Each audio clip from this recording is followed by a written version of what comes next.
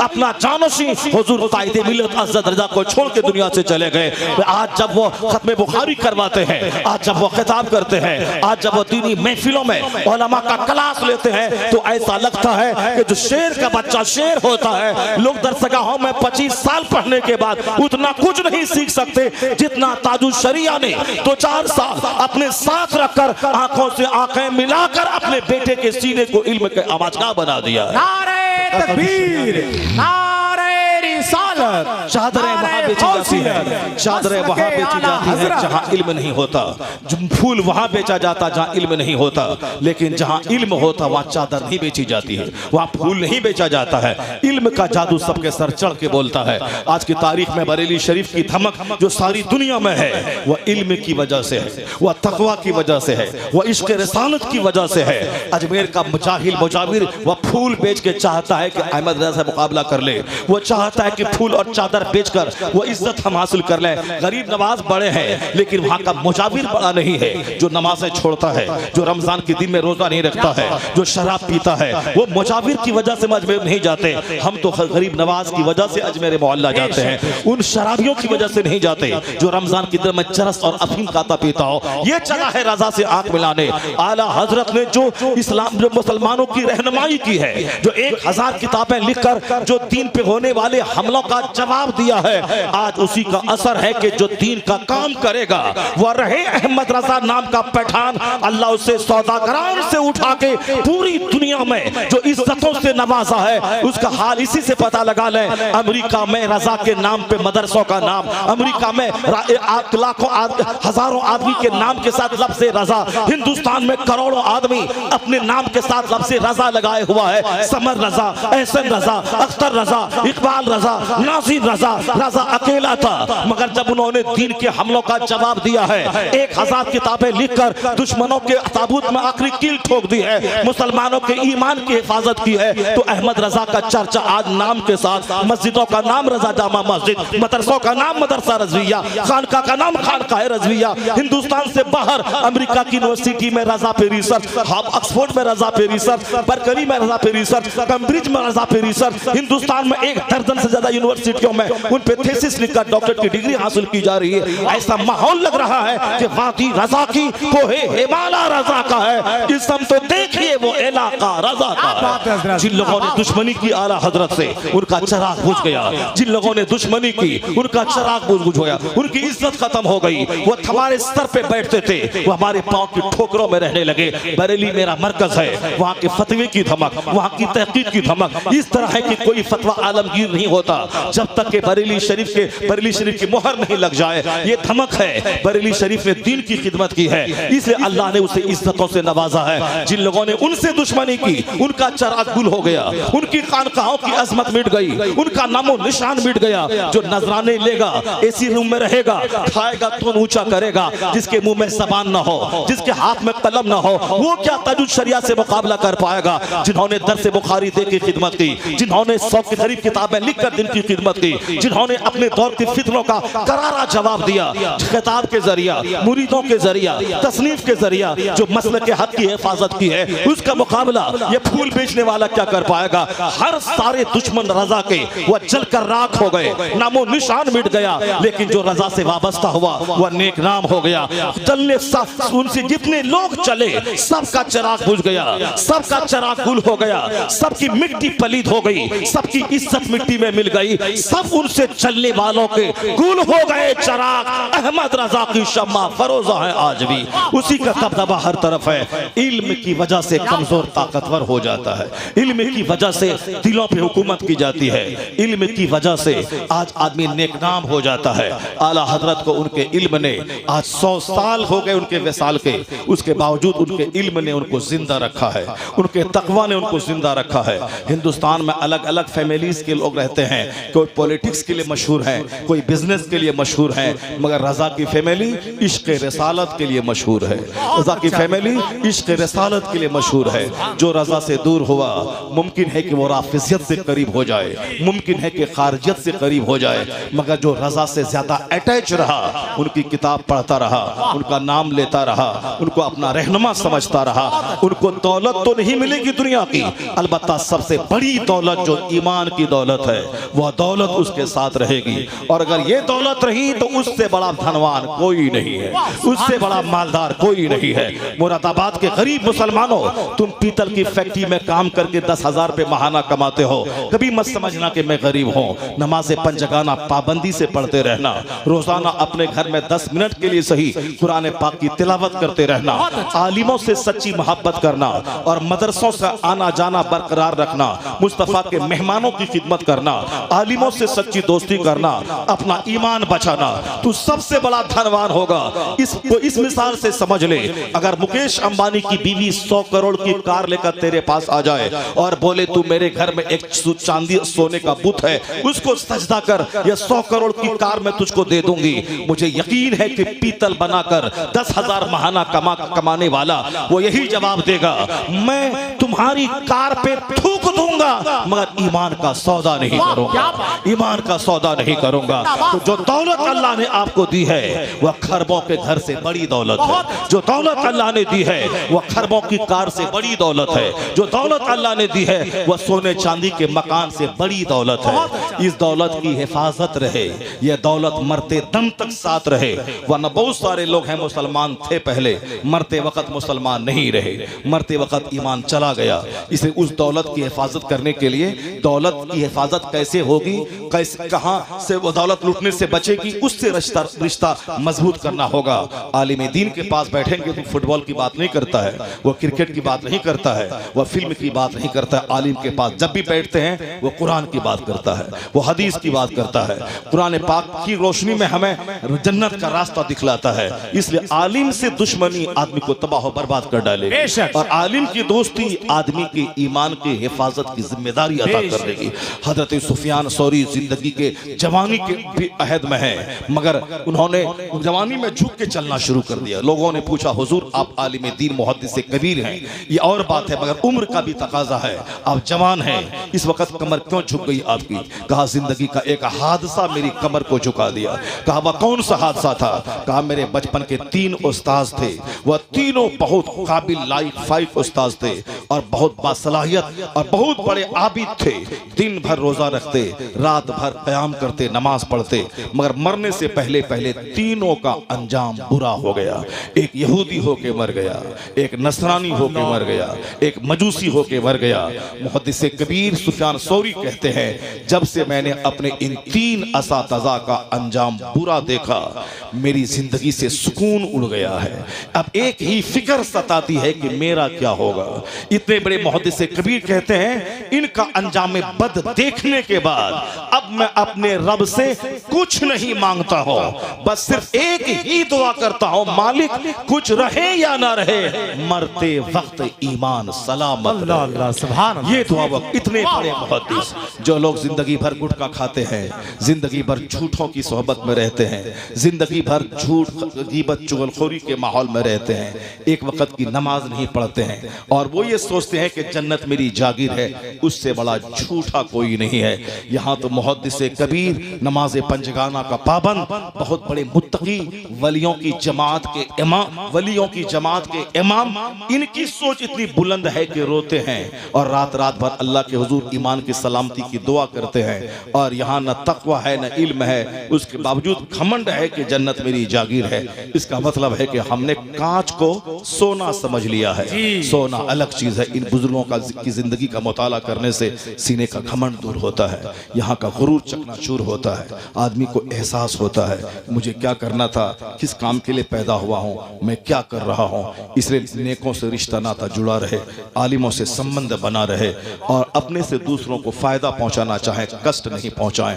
जहां से मैंने गुफ्तगू का आगाज किया था, मैं वही गुफ्तगू को मैं ख़त्म कर रहा हूं। आपके दिल को एक खुशी में देना चाहता हूं। वो खुशी यही कि आज सारे लोग कहते हैं कि इस्लाम का मुस्तकबिल खतरे में है, मगर मेरा खुदा कहता है हुवल्लज़ी अरसला रसूलहु बिल हुदा व दीनिल हक। वो अल्लाह है जिसने अपने रसूल को हिदायत और दीन हक के साथ भेजा है ताकि इस्लाम को सारे मज़ाहिब पे गालिब कर दे। इस्लाम गालिब होने आया है, मगलूब होने नहीं आया है। अल्लाह कहता है ये काफिर युरीदून लियुत्फिउ नूर अल्लाह बिअफ़वाहिहिम, अपने मुंह से इस्लाम का नूर बुझाना चाहते हैं। वल्लाहु मुतिम्मु नूरी, अल्लाह उस नूर को पूरा करना चाहता है। तो अल्लाह जो चाहता है वो होगा, बंदा जो चाहता है वो नहीं होगा। है नूरे खुदा कुफ्र की हरकत पे खंदाजन, फूकों से चिराग बुझाया ना जाएगा उसके। और हुजूर ने फरमाया ला यब्का अला ज़हरिल अर्द बैतु मदरिया वला वब्र इल्ला अदखलहुल्लाहु कलिमतल इस्लाम। इस धरती पर कोई कच्चा पक्का घर नहीं बचेगा मगर वहां अल्लाह इस्लाम का कलमा दाखिल फरमा देगा। यानी दुनिया के हर घर में इस्लाम पहुंचेगा, हर फूस और पुख्ता के मकान में इस्लाम पहुंचेगा। ये मुस्तफा कहते हैं। और यूरोप का दानिशवर डॉक्टर बर्नार्ड शॉ ने कहा था if any religion has a chance of ruling over England nay Europe within the next 100 years it is Islam. कोई मौलाना बोलता तो लोग कहते मौलाना खुशफहमी में मुब्तला है। कोई हिंदुस्तान के राइटर बोले वो कमजोर राइटर किसी को खुश करने के लिए बोल रहा है। बर्नार्ड शॉ यूरोप का जबरदस्त पढ़ा लिखा वो शख्स है जिसकी किताब हिंदुस्तान की यूनिवर्सिटीज में चलती है। एक बड़ा पढ़ा लिखा यूरोप की सरजमीन का माहिर, वो क्या कहता है कि ऐसा लग रहा है दुनिया में जो साइंस का माहौल बन रहा है, सोचने समझने का और जहालत से निकलने का, तवहुमात से निकलने का, अंधभक्ति से निकलने का जो माहौल यूरोप में बन रहा है, सच्चाई की तलाश बढ़ रही है। वो कहते हैं इस माहौल में मैं कह सकता हूं if any religion has a chance of ruling over England nay Europe within the next 100 years it is Islam. मौलाना मौलवी पीर और हिंदुस्तान का कोई दानिश्वर नहीं, बर्नार्ड शॉ कहता है अगर आने वाले 100 साल के अंदर पूरे इंग्लैंड ही नहीं पूरे यूरोप महाद्वीप में, यूरोप में फ्रांस भी है, यूरोप में बेल्जियम भी है, यूरोप में जर्मनी भी है, यूरोप में हॉलैंड भी है, ये सारे तरक्की याफ्ता ममालिक यूरोप बर्रे आजम में है। यूरोप का ही एक इंसान बर्नार्ड शॉ कहता है अगर आने वाले 100 साल में सिर्फ इंग्लैंड नहीं यूरोप महाद्वीप में अगर कोई मजहब हुकूमती मजहब बनने वाला है तो मजहब इस्लाम बनने वाला है। आने वाले 100 साल में पूरे यूरोप बर्रे आजम में कोई मजहब रूलिंग मजहब बनने वाला है तो मजहब इस्लाम बनने वाला। आज भी वहां मजहब इस्लाम है, आज भी वहां दाढ़ी टोपी है, आज भी वहां मदरसे मस्जिदें हैं, मगर रूलिंग मजहब कौन कहता है? मैं नहीं, वहां का एक क्रिश्चियन दानिश्वर कहता है कि जो माहौल वहां का बन रहा है उसको देखकर कहा जा सकता है कि आने वाला वक्त इस्लाम का है, आने वाला दिन इस्लाम का है। अल्हम्दुलिल्लाह हिंदुस्तान के मुसलमानों को मायूसियत की कोई ज़रूरत नहीं है, सिर्फ अपनी जिम्मेदारी से आप वाबस्ता रहें, हुजूर के सच्चे गुलाम बन के रहें। जो भी खुराफात चोर दरवाजे से मेरी ज़िंदगी में दाखिल हो गए हैं उन सारी चीज़ों को अपने से दूर करें। मैंने नेताजी के आने से पहले मैंने एक मफहूम दिया था कि जो वो पंडित जी जो अपनी असलियत से जुड़े हुए हैं, सीएम की कुर्सी पर बैठने के बाद भी उन्होंने अपनी लुंगी नहीं छोड़ी, अपना हाफ कुर्ता नहीं छोड़ा। तो हमारे जो बच्चे जिस तरह से परवान चढ़ते जाएं, आगे बढ़ते जाएं, वो भी उनको देख के सबक हासिल करके अहद कर लें। चाहे मैं जितनी तरक्की करता चला जाऊं मगर मैं बुनियाद से जुड़ा रहूंगा। मेरा लिबास इस्लामी, मेरी बात इस्लामी, मेरा माहौल इस्लामी, मेरा इन्वायरमेंट इस्लामी। अगर ऐसा रहा तो मुस्तफ़ा की मदद आपके साथ, गौसे आजम की अता आपके साथ, अल्लाह की रहमतें आपके साथ, आपकी मेहनत रही तो दुनिया की दूसरी कौमें बाद में सबसे आगे मुस्तफ़ा का गुलाम चलता चला जाएगा। मांगते फिरते हैं अगयार से मिट्टी के चराग, अपने खुर्शीद पे फैला दिए साए हमने अपने मजहब, अपने मदरसे, अपनी किताबों पे हमने साया डाल दिया, पर्दा डाल दिया। इस दूसरों के नॉवेल पढ़ते हैं, दूसरों की हिस्ट्री पढ़ते हैं, दूसरों का ड्रामा पढ़ते हैं, दूसरों की मिसाल देते हैं, दूसरों की गुफ्तगू सुनते हैं, अपने लोगों की गुफ्तगू नहीं सुनते। रविशंकर को सुनने की कोई ज़रूरत नहीं है, अपने दीनी रहनुमा को सुने। मुरारी बापू को सुनने की कोई ज़रूरत नहीं है, अपने मजहबी मजहबी रहनुमा को सुने। आपके मजहबी रहनुमा को भी चाहिए वो इस 1-2 घंटे का इस्तेमाल ऑल फॉल किस्सा कहानी और साहब और नाटोंगी और ड्रामे कॉमेडी में नहीं, बल्कि जो सच्ची बातें हैं उसमें गुजारे, लोगों को एक मजाज दे, लोगों को सोचने समझने के लिए अंदर से प्रमोट करे, मोटिवेशन दिलाए, लोगों को तहरीक दिलाए, शौक दिलाए, नफरत नहीं दिलाए, मायूसियत की बातें नहीं करे, लोगों को शौक दिलाए। इस्लाम बशारत में यकीन करता है, नफरत में नहीं। हुजूर ने कहा था बशरू वला तो नफरू, खुशखबरी सुनाइए, नफरत मत दिलाइए। यस्सरू, आसानियां पैदा कीजिए, वला तो असरू, मुश्किल मत पैदा कीजिए, मुश्किलात नहीं आसानियां पैदा कीजिए, नफरत नहीं बशारत सुनाइए। अल्हम्दुलिल्लाह मैंने इस 1.5-2 घंटे की गुफ्तगू में कोशिश किया था कि आप तक मैं आपके दिलों को एक खुशी अता कर दूं, ताकि आपको लगे कि हमारा जो मुस्तकबिल है इस साइंटिफिक विकास के ज़माने में बड़ा खूबसूरत मुस्तकबिल है, बड़ा सुनहरा मुस्तकबिल है। हिंदुस्तान में तो मीडिया वालों के हंगामे में हम थोड़ा मायूस रहते हैं, मगर यहाँ से बाहर आप जाके देखें, कोई दिन ऐसा नहीं गुजरता जिस दिन कोई साइंटिस्ट कलमा पढ़ के मुसलमान न होता हो, कोई वक्त ऐसा नहीं गुजरता जिस दिन यूरोप का एक दानिश्वर पढ़ा लिखा आदमी कलमा पढ़ के मोमिन न बनता हो। हिंदुस्तान में भी हमारी 2-4 बेटियां जाहिल बाप की जाहिल बेटियां, वो भले ही उधर चली जाएं, अब वो भी सच्ची बात है कि नहीं कि मीडिया का हंगामा है, वो अल्लाह आलम भी सवाब, मगर सच्चाई का दूसरा पहलू ये है कि मेरे मुल्क में भी कोई दिन ऐसा नहीं गुजरता जिस दिन जाहिल नहीं पढ़ा लिखा स्कॉलर कलमा पढ़ के मोमिन बनता चला जा रहा है। क्योंकि उस रिपोर्ट को दिखलाया नहीं जाता, उसको हाईलाइट नहीं किया जाता है। चंद शरीरों ने हिंदुस्तान का खूबसूरत माहौल बिगाड़ना चाहा है, मगर मुझे यकीन है कि मेरा खुदा है, मेरा खुदा हर वक्त मेरा साथ देता है।